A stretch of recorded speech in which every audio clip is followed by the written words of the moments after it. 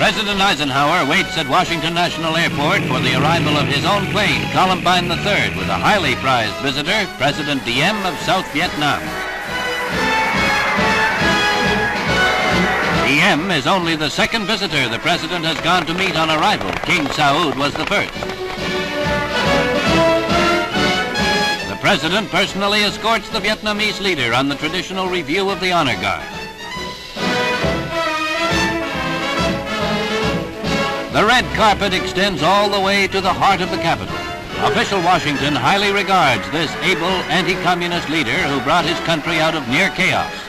Unofficial Washington stands on the sidelines to give its greeting.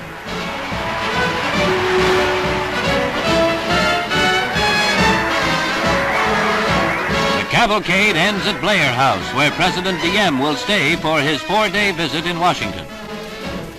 A perfect host, Mr. Eisenhower accompanies his guest to the doorstep, then extends the open hand of welcome and friendship. Units of the nation's services head the parade up Broadway as New York City gives a traditional hero's welcome to Vietnamese President Diem.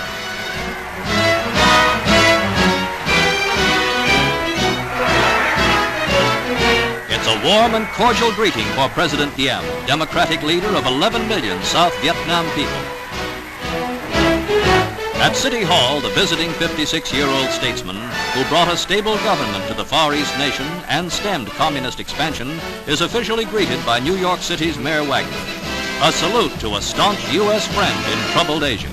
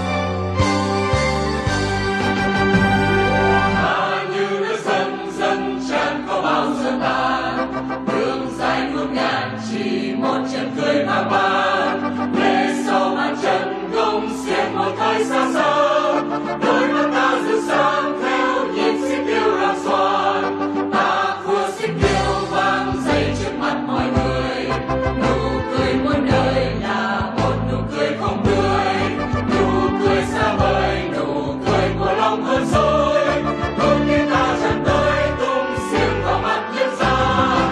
Ta tự thành vâng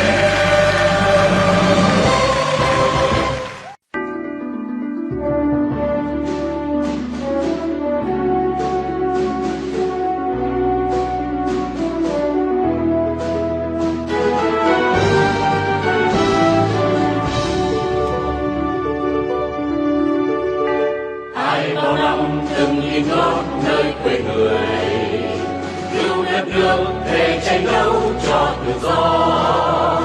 Người cương quyết trong công bài phong kiến bóc lột, diệt thực dân đang giam theo tàn khốc. Bao công lao hồn sông núi đi một đời, thương hy sinh ngàn muôn kiếp không hề phai.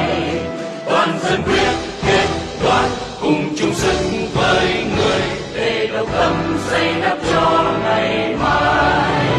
Toàn dân Việt Nam nhớ ơn Ngô Tổng thống, Ngô Tổng thống, Ngô Tổng thống muôn năm.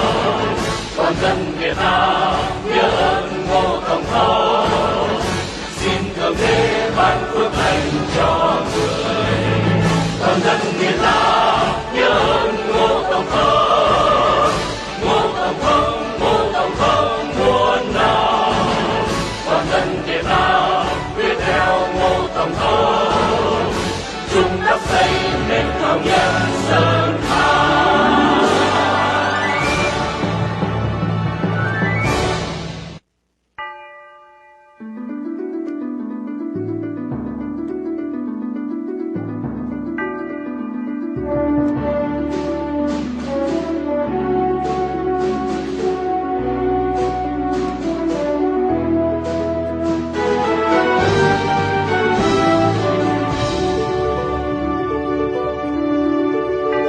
Ai bao năm từng nhìn ngót nơi quê người, cứu đất nước để tranh đấu cho tự do.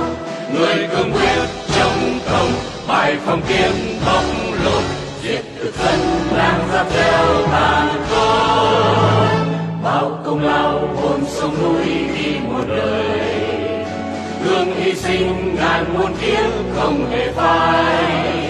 Toàn dân quyết kết đoàn cùng chung sức với người, để độc tâm xây đắp cho ngày mai. Toàn dân Việt Nam nhớ ơn Ngô Tổng thống, Ngô Tổng thống, Ngô Tổng thống muôn năm. Toàn dân Việt Nam nhớ ơn Ngô Tổng thống, xin thượng đế ban phước lành cho người. Toàn dân Việt Nam nhớ ơn Ngô Tổng thống, Ngô Tổng thống, Ngô Tổng thống muôn năm. Toàn dân Việt Nam quyết theo Ngô Tổng thống, chung đắp xây nền thống nhất sơn hà.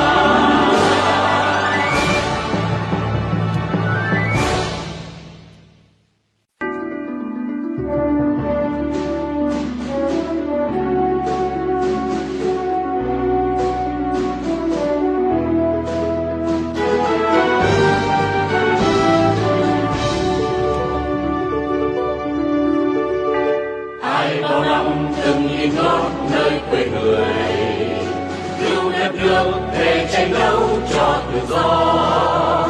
Người cương quyết trong công bài phong kiến bóc lột, diệt thực dân đang giam theo tàn khốc. Bao công lao hồn sông núi đi một đời, thương hy sinh ngàn muôn kiếp không hề phai. Toàn dân quyết kết đoàn cùng chung sức với người, để độc tâm xây đắp cho ngày mai. Toàn dân Việt Nam nhớ ơn Ngô Tổng thống, Ngô Tổng thống, Ngô Tổng thống muôn năm. Toàn dân Việt Nam nhớ ơn Ngô Tổng thống, xin thượng đế ban phước lành cho người. Toàn dân Việt Nam nhớ ơn Ngô Tổng thống, Ngô Tổng thống, Ngô Tổng thống muôn năm. Toàn dân Việt Nam quyết theo Ngô Tổng thống, chung đắp xây nền thống nhất sơn hà.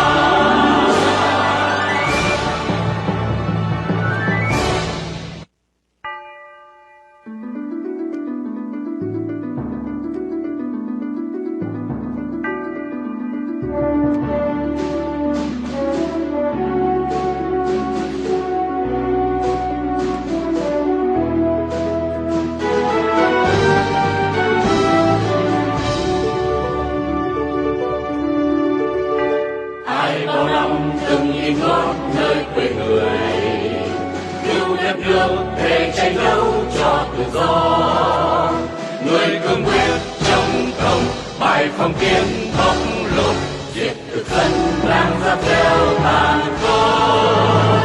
Bao công lao hồn sông núi đi một đời, hương hy sinh ngàn muôn kiếp không hề phai. Toàn dân quyết kết đoàn cùng chung sức với người, để độc tâm xây đắp cho ngày mai. Toàn dân Việt Nam nhớ ơn Ngô Tổng thống, Ngô Tổng thống, Ngô Tổng thống muôn năm. Toàn dân Việt Nam nhớ ơn Ngô Tổng thống, xin thượng đế ban phước lành cho người. Toàn dân Việt Nam nhớ ơn Ngô Tổng thống, Ngô Tổng thống, Ngô Tổng thống muôn năm. Toàn dân Việt Nam quyết theo Ngô Tổng thống, chung đắp xây nền thống nhất sơn hà.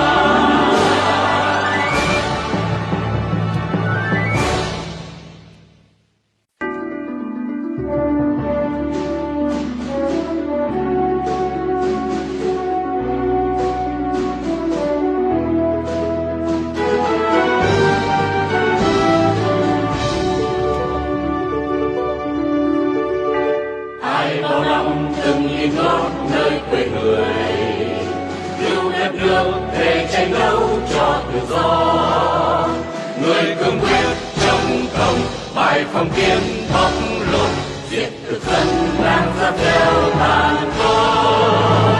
Bao công lao hồn sông núi đi một đời, hương hy sinh ngàn muôn kiếp không hề phai. Toàn dân quyết kết đoàn cùng chung sức với người, để độc tâm xây đắp cho ngày mai. Toàn dân Việt Nam nhớ ơn Ngô Tổng thống, Ngô Tổng thống, Ngô Tổng thống muôn năm. Toàn dân Việt Nam nhớ ơn Ngô Tổng thống, xin thượng đế ban phước lành cho người. Toàn dân Việt Nam nhớ ơn Ngô Tổng thống, Ngô Tổng thống, Ngô Tổng thống muôn năm. Toàn dân Việt Nam quyết theo Ngô Tổng thống, chung đắp xây nền thống nhất sơn hà.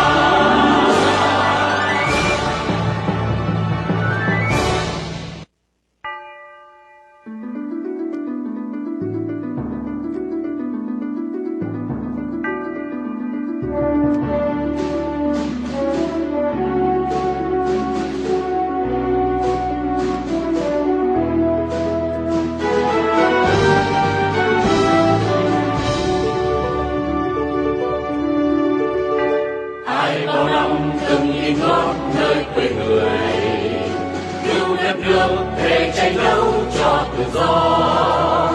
Người cương quyết chống cộng, bài phong kiến bóc lột, diệt thực dân đang ra theo tàn khốc.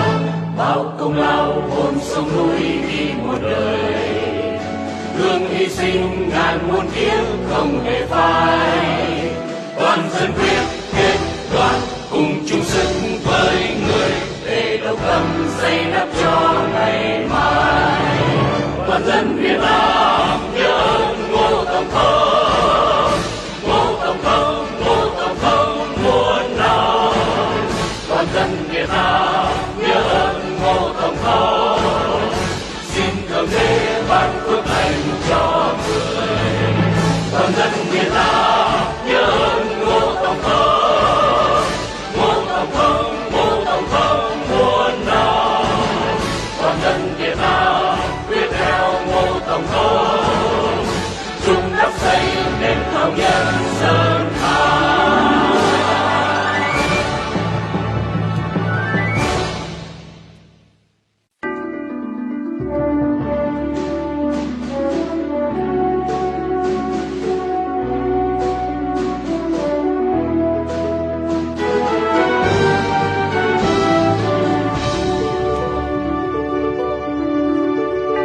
Ai bao năm từng yên gót nơi quê người, cứu đất nước để tranh đấu cho tự do.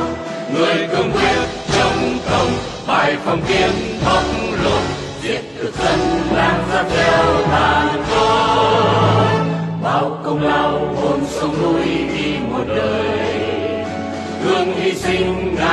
tiếc không hề phai. Toàn dân quyết kết đoàn cùng chung sức với người để độc tâm xây đắp cho ngày mai. Toàn dân Việt Nam nhớ ơn Ngô Tổng thống, Ngô Tổng thống, Ngô Tổng thống muôn năm. Toàn dân Việt Nam nhớ ơn Ngô Tổng thống, xin thượng đế ban phước lành cho người. Toàn dân Việt Nam nhớ ơn Ngô Tổng thống, Ngô Tổng thống, Ngô Tổng thống muôn năm. Toàn dân Việt Nam quyết theo Ngô Tổng thống, chung đắp xây nền thống nhất Sơn Hà.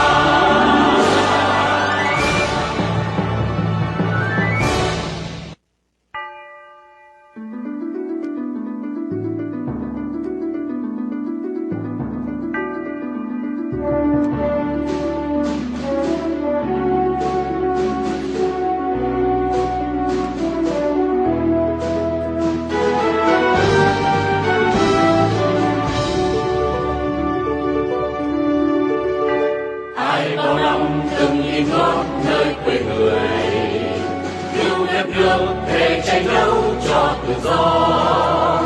Người cương quyết trong công bài phong kiến bóc lột, diệt thực dân đang giáp theo tàn khốc. Bao công lao hồn sông núi đi một đời, gương hy sinh ngàn muôn kiếp không hề phai. Toàn dân quyết kết đoàn cùng chung sức với người để độc tâm xây đắp cho ngày mai. Toàn dân Việt Nam nhớ ơn Ngô Tổng thống, Ngô Tổng thống, Ngô Tổng thống muôn năm. Toàn dân Việt Nam nhớ ơn Ngô Tổng thống, xin thượng đế ban phước lành cho người. Toàn dân Việt Nam nhớ ơn Ngô Tổng thống, Ngô Tổng thống, Ngô Tổng thống muôn năm. Toàn dân Việt Nam quyết theo Ngô Tổng thống, chung đắp xây nền thống nhất Sơn Hà.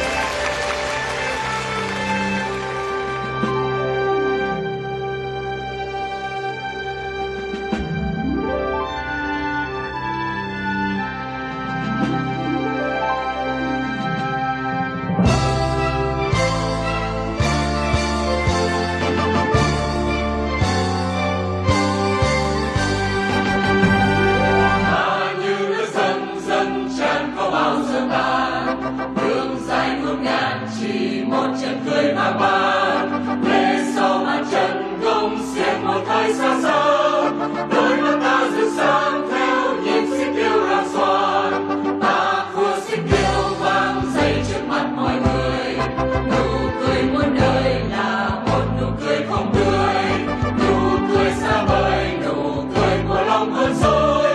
Đôi khi ta chạm tới tung xiềng vào mặt nhân gian, ta tự thành vẫn đang dồn lại sương giao tình ngày trao tiền mạch từng ngày qua, người nào nghe trong nam nhớ không vui. Chúng ta thành một đoàn người hiên ngang trên mặt trăng hát cười đùa vang vang. Còn Việt Nam chiều toàn tin đầy bằng chiều khói điệu hùng.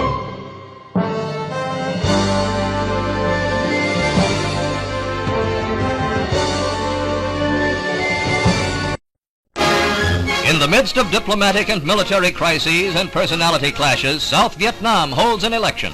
According to President Ngo Diem's government, almost 85% of Saigon's eligible voters and as many as 90% of those in the provinces turn out to cast their ballots for 123 members of the National Assembly. Other observers, however, say that since President Diem rules by decree under a national state of siege declared in 1961, there is neither much interest nor significance in the elections.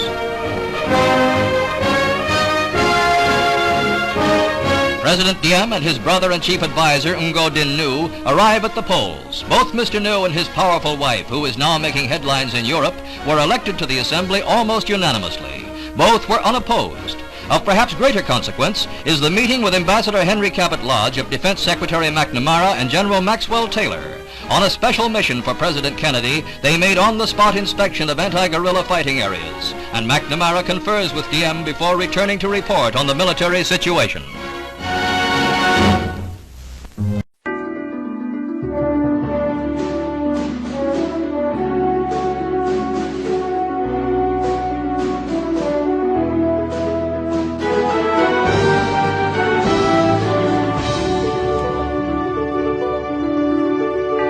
Ai bao năm từng in gót nơi quê người, yêu đất nước để tranh đấu cho tự do. Người cương quyết trong công bài phong kiến bóc lột, diệt thực dân đang dắt theo tàn khốc. Bao công lao hồn sông núi đi một đời, thương hy sinh ngàn muôn kiếp không hề phai. Toàn dân quyết kết đoàn cùng chung sức với người để độc lập xây đắp cho ngày mai. Toàn dân Việt Nam nhớ ơn Ngô Tổng Thống. Modern railroads carry Vietnam's people and freight, and the prosperity of the nation depends upon them.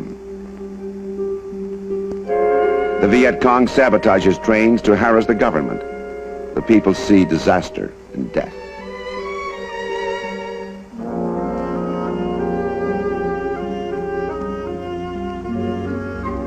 Free Vietnam has made tremendous progress in education. Thousands of new schoolrooms have been built in a few years.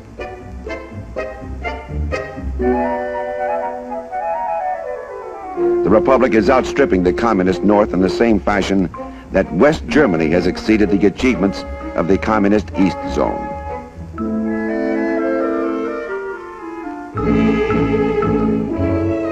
So teachers are a prime target of the Viet Cong terror. Hundreds of teachers have been slain on lonely country roads. The cloth is no protection against ambush and murder.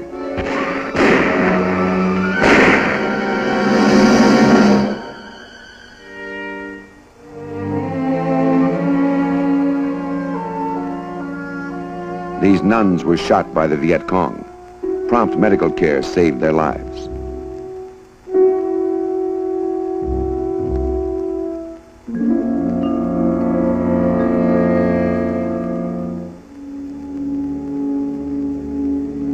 But for these others, the Viet Cong bullets were fatal.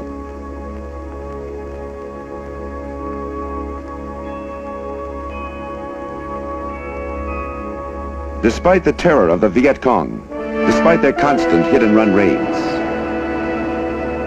Progress continues, but the new hospitals are filled with men who were wounded while defending their freedom.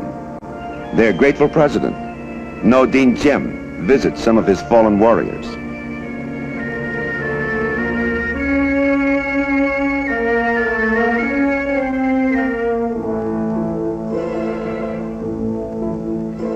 Many of the enemy who surrender are sent to training camps for rehabilitation.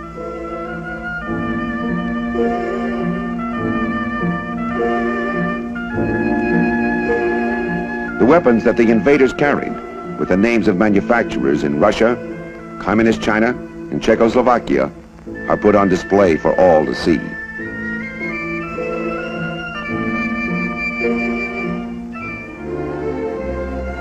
By caring for and educating the orphans of those who died defending freedom, the Republic shows its appreciation for their sacrifices. A grateful nation honors the dead with state ceremonies.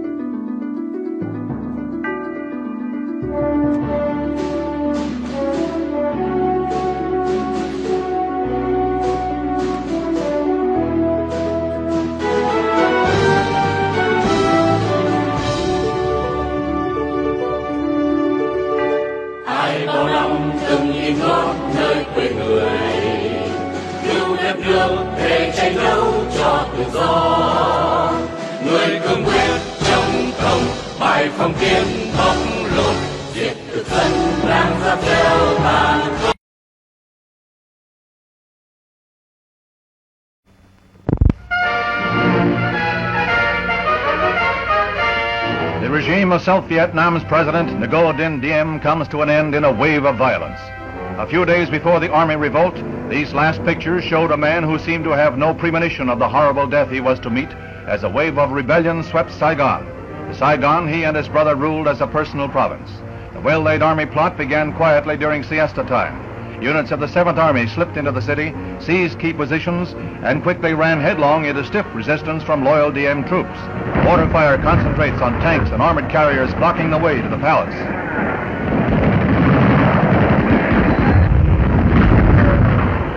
When Diem refused to surrender after he was offered safe conduct, 16 rebel tanks rumbled up to Gia Long Palace.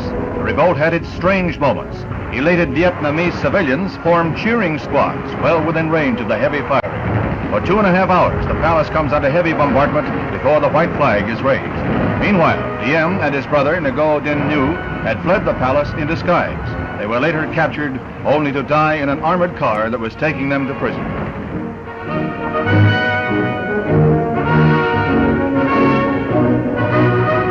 Within 18 hours, the revolt was over. and a military junta under General Duong Van Minh had taken over. They named Diem's vice president as premier of a caretaker regime which has been recognized by the United States. News of the successful coup brought wild celebrations.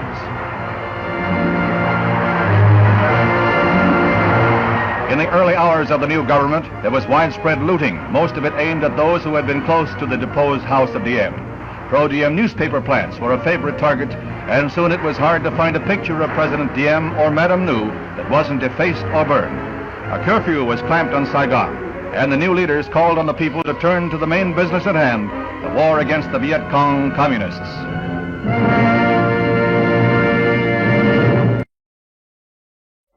We shall pay any price, bear any burden, meet any hardship. In 1961, America had a new president and a new torchbearer in the Cold War. To assure the survival and the success of liberty. President John F. Kennedy was committed to saving South Vietnam from communism, but he wasn't prepared to pay any price, as he boasted during his inaugural address. He rejected the idea of sending Americans into combat. Instead, he authorized substantially more money and military aid to help South Vietnam defend itself. American military advisors trained Diem's South Vietnamese army to fight in a guerrilla war. In military terms, it was called counterinsurgency. Where their eyes are, so is the muzzle of their weapon. 700 advisors in 1960 swelled to 3,000 in late 1961, and to over 17,000 2 years later. Officially, their role was limited to combat training and support operations. But Americans played an increasingly active role in confronting the Viet Cong. Beginning in 1962, American helicopters were used to carry the fight to the enemy. For the first time, the South Vietnamese army could penetrate even the most remote Viet Cong sanctuaries. But even with the advantage of American technology, they were losing ground to the communists. The Viet Cong won the support of the people. They received food, shelter, and information. Most peasants detested Diem's army and resented the foreign support of the United States. American officials ignored this struggle for the hearts and minds of the people and instead focused on misleading reports from the battlefield.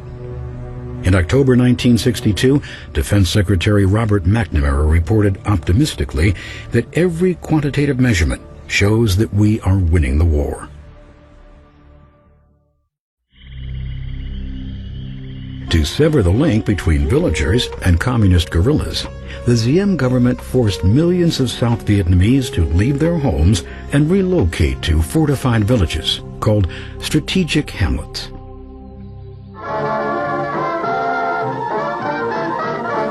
We are building strategic hamlets to bring peace throughout the country. Volunteers from every class and age, men and women and children, began the hard physical work of construction. The hamlets were devised to starve insurgents of peasant support, but they became virtual prisons for their inhabitants, fueling resentment towards the Saigon government and building support for the Viet Cong. Line will not be seen tonight in order to bring you the following CBS News Extra.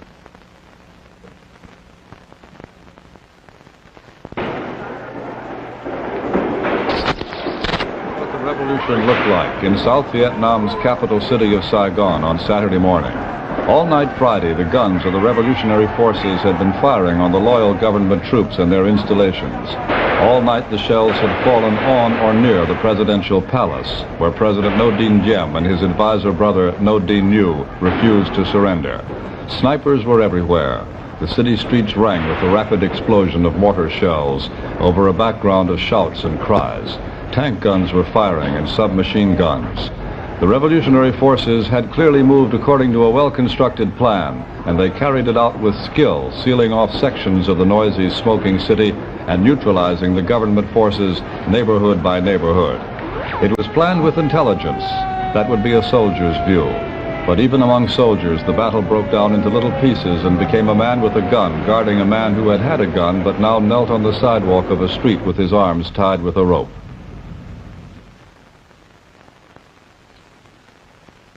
This is a CBS News Extra. Death of a regime. The Vietnam coup. Produced by and under the control of CBS News and presented as a public service by the Metropolitan Life Insurance Company, the company which provides insurance protection for over 44 million people, and by metropolitan representatives in your community. This program comes to you in the belief it is important for all of us to see major news in the making and to know and understand the great events of our time. Good evening. Latest word this evening from our correspondent Peter Kalischer in Saigon is that Army units loyal to the late President Ngo Dinh Diem may still pose some threat to the military rebels who ousted Diem's government on Saturday morning. The rebels have pledged democracy and a decisive war against communism. A caretaker cabinet is being formed, reportedly under Nguyen Ngoc Tho as premier. He's a Buddhist who served as vice president under Diem. Before we show you this film of the fighting in Saigon, a word about how it got here. Our CBS News staff in Saigon, in a breakneck operation, got the film on a flight to Bangkok. There it caught Pan American's round-the-world jet to Tehran, where it was transshipped to a more direct flight. An accident at the Paris airport delayed that plane, and so we're set up now to transmit the pictures direct from Idlewild Airport. At the moment, the anti-aircraft batteries and machine gun batteries all around town are opening up, but from here you can't tell on what. All American personnel have been ordered off the streets, and here at the embassy, reports are trickling in very slowly.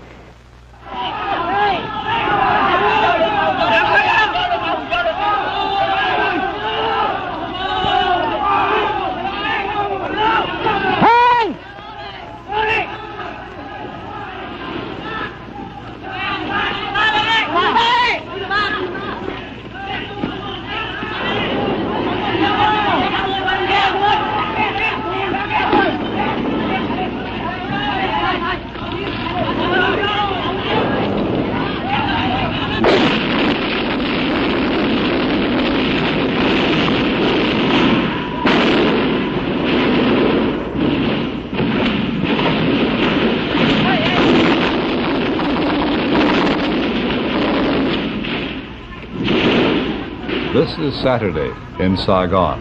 The battle for the city went on for 18 hours, and most of it was centered on the presidential palace, where two men stubbornly held out until the end. This is the palace.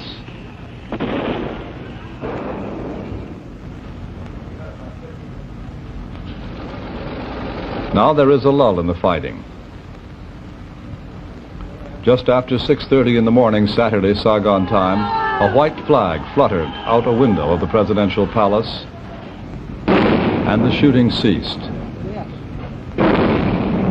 Outside, the tanks were gathered. Then the Marines went in. These are Marines, the men who were in the forefront of the battle on the revolutionary side.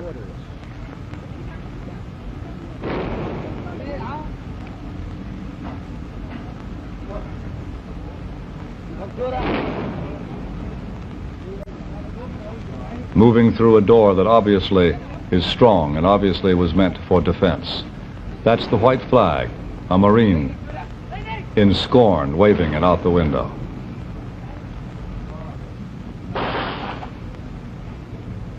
Like sightseers, these young men in battle dress, camouflage uniforms, walk through the rooms of the palace.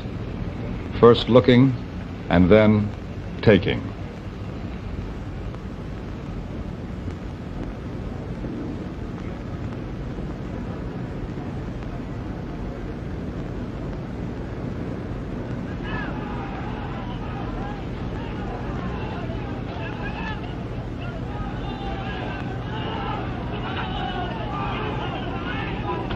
No one has said officially what happened to the two men who held out there so long, President Diem and his brother and advisor. The story in Saigon is that they escaped from this palace through a tunnel, perhaps dressed as Catholic priests, and then were seized by soldiers 3 hours later in a Catholic church. President Diem killed by gunfire, his brother killed by stabbing. That is the unofficial version. Our reporter at Idlewild Airport, from whence these newly arrived films were projected, was Robert Trout. The story of the Vietnam crisis, a look at the characters and the events that led to revolution. I'll be back with that part of the story after this word from Metropolitan Life. Vietnam became the American key to the security of Southeast Asia soon after the end of French colonial rule there in 1954. The country was split in half at the 17th parallel. The North fell under communist rule. The South was turned free.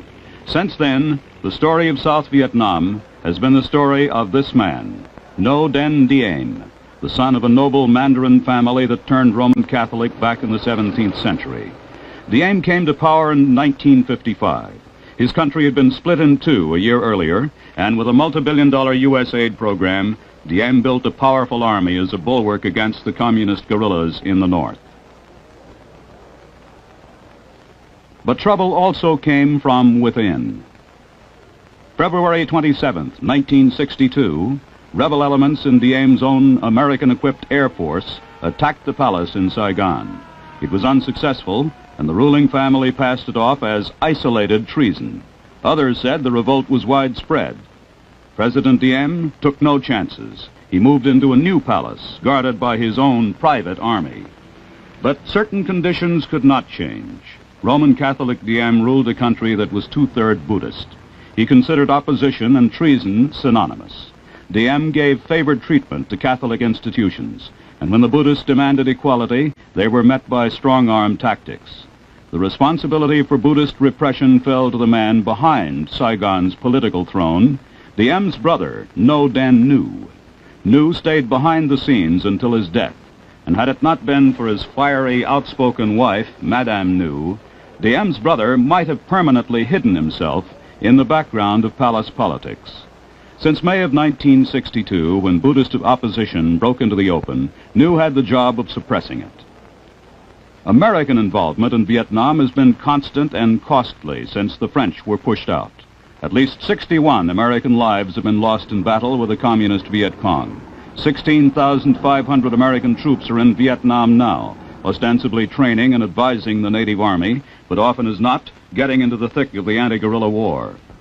$2.5 billion in American aid have been poured into Vietnam thus far, aid that's now running at the rate of $500 million annually. The war is a slow, slogging process through rice paddies and jungle that are friends to the guerrilla fighters. A struggle of another sort was born in the Buddhist temples of Vietnam. The country's religious majority claimed oppression by the Catholic minority. They chose a violent and grisly form of protest. Suicide by fire. A flaming death that effectively brought the world to attention. This awesome scene was repeated time and again, but it made no impression on the government, least of all Madame Nhu. She gave her blunt reaction to CBS News correspondent Peter Kalischer in Saigon. What have the Buddhist leaders done comparatively? The only thing they have done, they have barbecued one of their monks, whom they have intoxicated, whom they have abused the confidence. And even that barbecuing was done not even with self-sufficient means, because they use imported gasoline. There was reaction from the Diem government, August 21st, 1963. Ngo Dinh Nhu's elite special forces raided Zaloi Pagoda and other Buddhist temples. 500 monks and nuns were arrested. In Washington, President Kennedy had reacted to previous excesses by sending Republican Henry Cabot Lodge as his new ambassador to Saigon. The change helped ensure bipartisan support for the administration's policy in Vietnam, a policy that turned tough on the Diem regime, but even a cut in U.S. aid did not create any observable change. Repression, arrests, harassment, if anything, increased. Students joined the Buddhist protest and were arrested just as quickly. The Diem regime charged that the Buddhists had joined the Communist Alliance to overthrow the government. Others argued that the monks were expressing widespread unrest and dissatisfaction with Diem's autocratic rule and the failure of his economic policy. The domestic revolt was a potent threat to the war against the Viet Cong. Washington became increasingly concerned that the religious issue would jeopardize new anti-communist military campaigns. The beginning of the end came with a grave warning from President Kennedy in this interview with Walter Cronkite. I don't think that unless a greater effort is made by the government to win popular support, that the war can be won out there. In the final analysis, it's their war. They're the ones who have to win it or lose it. We can help them. We can give them equipment. We can send our men out there as advisors, but they have to win it, the people of Vietnam, against the communists. We're prepared to continue to assist them, but I don't think that the war can be won unless the people support the effort. And in my opinion, in the last 2 months, the government has gotten out of touch with the people. The repressions against the Buddhists, we felt, were very unwise. Now, all we can do is to make it very clear that we don't think this is the way to win. It's my hope that this will become increasingly obvious to the government, that they will take steps to try to bring back popular support for this very essential struggle. The president turned to selective cuts in American aid as a last-ditch effort to liberalize Diem's policy, but Diem's treasury was well padded, and even after we stopped payments to his private army, those troops continued their police activities in Saigon. They ignored American pleas to turn to the fight against the guerrillas. These are the last films of Ngo Dinh Diem taken in Saigon last weekend. Here he reviewed part of the military power that U.S. dollars and Diem's own fiery spirit had built. But the president ruled the military with an iron hand, playing one commander off against another. In the resulting political intrigue, South Vietnam found a revolutionary leader, General Duong Van Minh, seen here in better days with the late Diem. He's known as Big Men to distinguish him from another South Vietnamese general, Little Men. Big Men was a welcome name to Americans. He's a proven anti-communist warrior. In fact, his success in the field brought him to such national prominence that President Diem, concerned that men might become a threat, removed the general from command. With that demotion, Diem, in effect, set up the circumstances that brought about his own downfall and death. Reaction from Madame New to the end of her family's rule. I'll have that story after this message from Metropolitan Life. At least one unreconstructed member of the old regime remains in our midst. Today, with the coup and her husband's death an irrevocable fact, Madame Ngo Dinh Nhu has remained in seclusion and in silence. But yesterday, when the picture from Saigon was still unclear, Madame Nhu held a press conference in Beverly Hills. Her daughter was at her side. Whatever is done against Vietnam will be felt in America too. It is not enough to try to kill or subdue the duly elected leaders of a country just because one wants to transform that country into a satellite. To kill or to subdue is easy, but what will happen afterwards? Treason does not pay, and nobody can rule Vietnam with just money and puppets. We do not live alone. The whole world has its eyes on Vietnam and knows perfectly well what is going on there. In spite of all the distortions and blackouts directed by that international communist propaganda network, which has become so strong. The Ngo only wanted to give to Vietnam its own identity, which cannot be the same as the one wanted by those few Americans. General Dieng Van Minh, the supposed leader of the coup, is highly praised in the American press. But is he supposed to rule the Americans or the Vietnamese?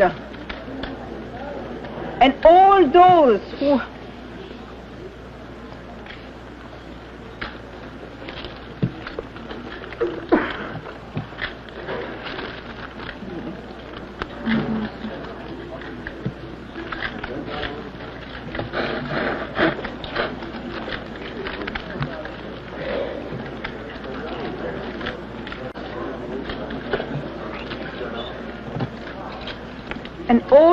whom some of the Americans intend to settle and to tutor, for how long will they hold the power, if they ever hold the power? I repeat, and all those whom some of the Americans intend to settle and to tutor. For how long will they hold power, if they ever hold power?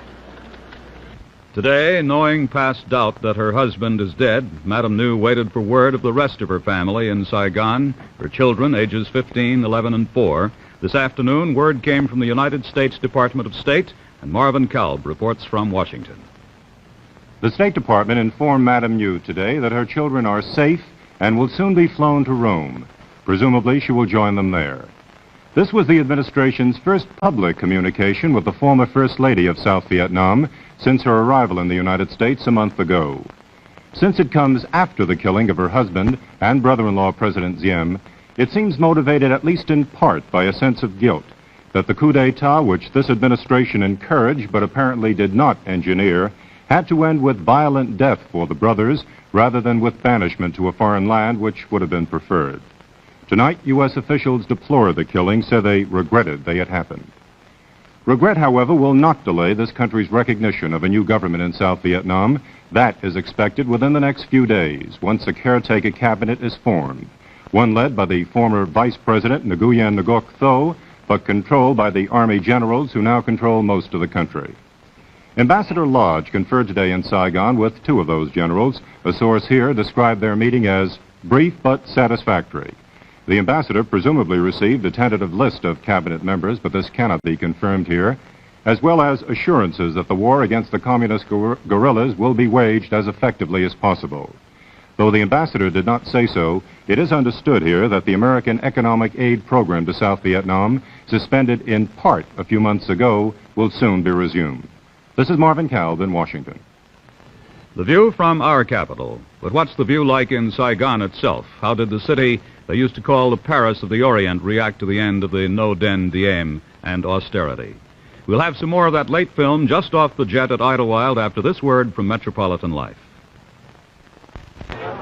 It's over. It's over. A long nightmare is over. A criminal dream in which the United States too long pretended that a family regime like Diem's, a family tyranny, really represented the people of the country. These are the people. The students, the ordinary people of Saigon cheering the troops, giving them bread, giving them bananas.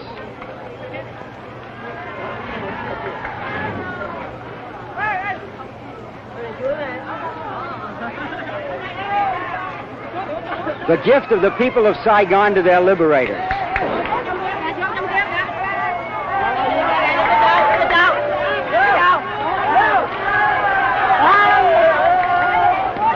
These troops have been fighting all night. They're hungry, and the people know it. That was Peter Kalischer again in Saigon. And this is Robert Trout again at Idlewild Airport. All these scenes after the 18-hour battle was over, the aftermath of the revolutionary fighting in the capital city.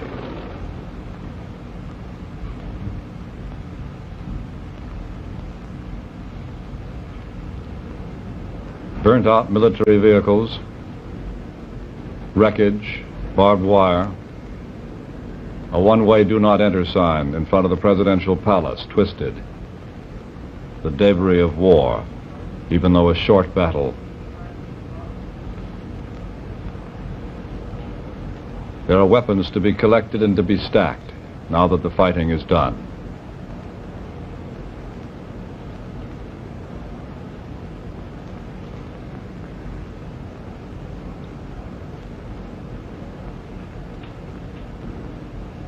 Buildings damaged by gunfire.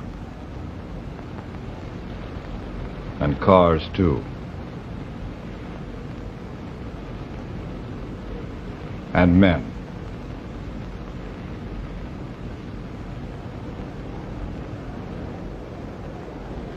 The crowds are pleased, though, and for a while the government let them run wild.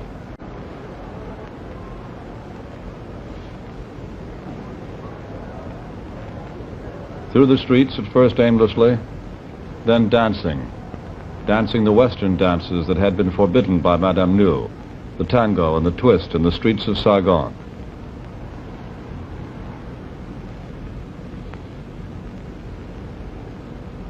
That was a statue that was erected to three legendary sisters in South Vietnam's history. It was said to resemble Madame Nhu, and it was torn down.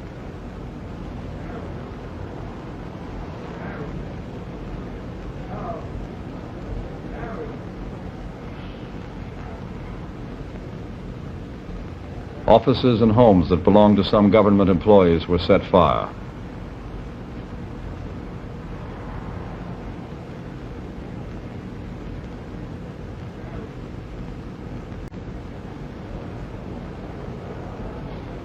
This is not the wreckage of war, but the wreckage of the jubilant celebration afterward.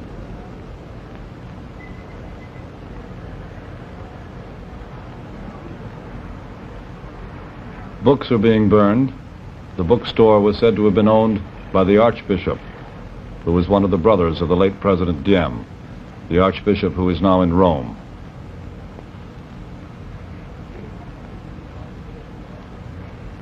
A small witness.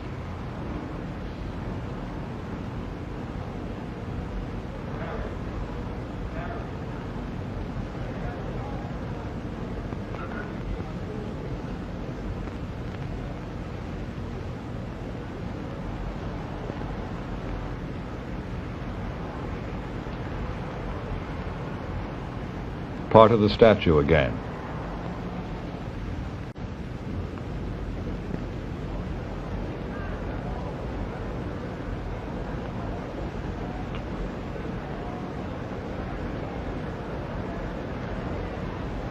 Finally, after many hours, the crowds are told by the troops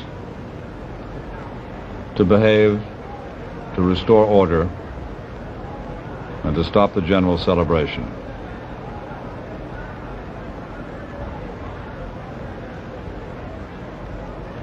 No one seems too concerned. Neither the crowds nor the troops. The city of Saigon, this is how it looked when the battle was over and the soldiers, smiling half-heartedly, tried to quiet the jubilant celebration that followed. This evening, voice circuits were reopened to Saigon, and correspondent Peter Kellisher said that he has now learned beyond a doubt that Ngo Dinh Diem and his brother Nhu were assassinated. They did not commit suicide as the rebels had claimed. Kellisher also reports some troops in the north may still be loyal to the Diem regime, posing a threat to the new government. But though there may still be soldiers loyal to the memory of Diem, Diem and his family are gone. They have walked a path beaten clear in the dust of history by other ruling families that tried to equate suppression with government. It is the path that brought a king and queen of France to the guillotine, a czar and czarina of all the Russias to a blank wall in a communist cellar. Yesterday it brought Ngo Dinh Diem and Ngo Dinh Nhu to an armored car in Saigon. So beginning today, for good or ill, new men will write the history of South Vietnam. This is Douglas Edwards. Good night.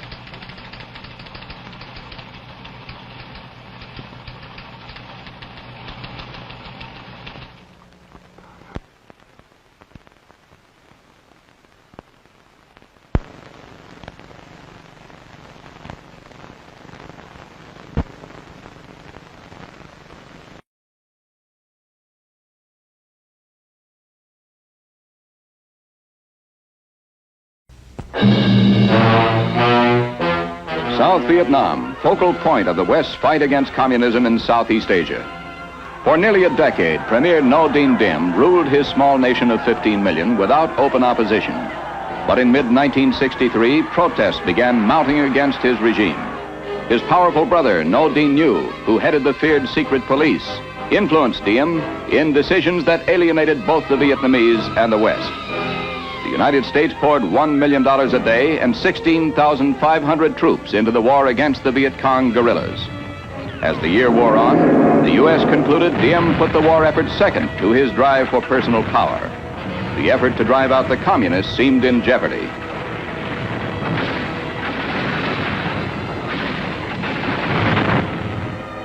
Students and Buddhists rose against oppressive measures by the Roman Catholic Diem family. 2/3 of the Vietnamese are Buddhists. New sent troops against them, killed some, arrested hundreds. But the uprising mushroomed. Buddhists marched. They starved themselves, burned themselves to death.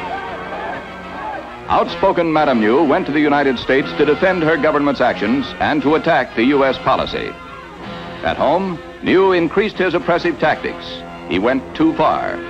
The Vietnam military took advantage of the climate of hatred against Diem and Nhu and of American despair of the situation.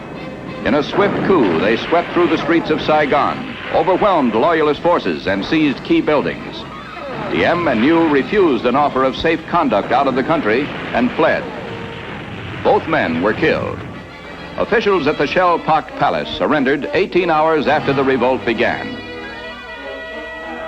At news of the Diem ouster, tens of thousands of citizens poured into the streets in a wild celebration. Exuberant crowds tore down statues associated with the Diem family.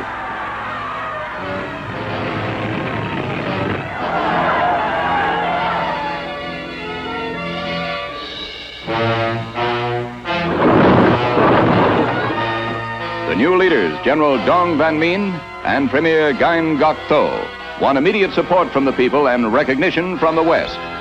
They proclaimed religious freedom, released hundreds of Buddhist prisoners. They promised free elections and stepped up the fight against communism.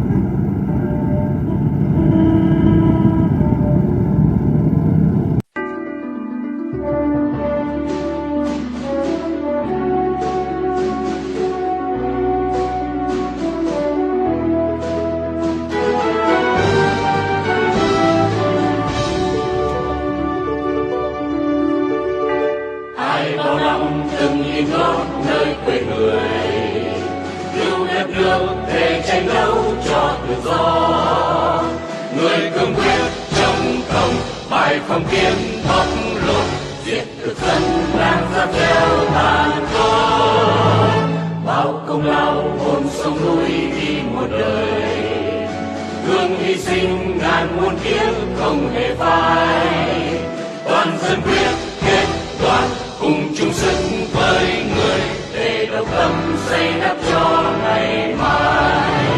Toàn dân Việt Nam nhớ ơn Ngô Tổng thống, Ngô Tổng thống, Ngô Tổng thống muôn năm.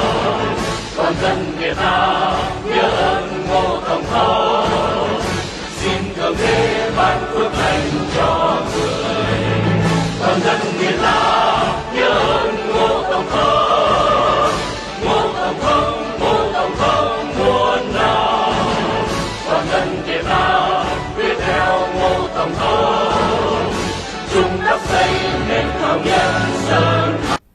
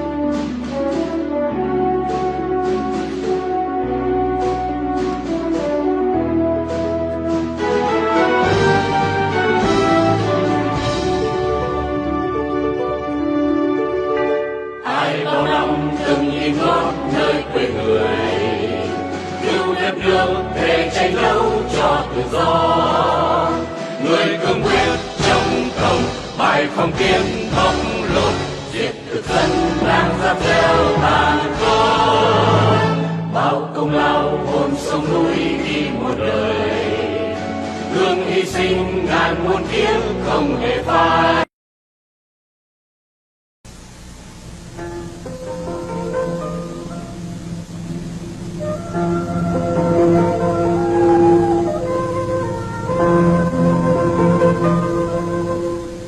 Kính thưa quý vị, chương trình của Đài Truyền hình Việt Nam tối nay đến đây đã chấm dứt.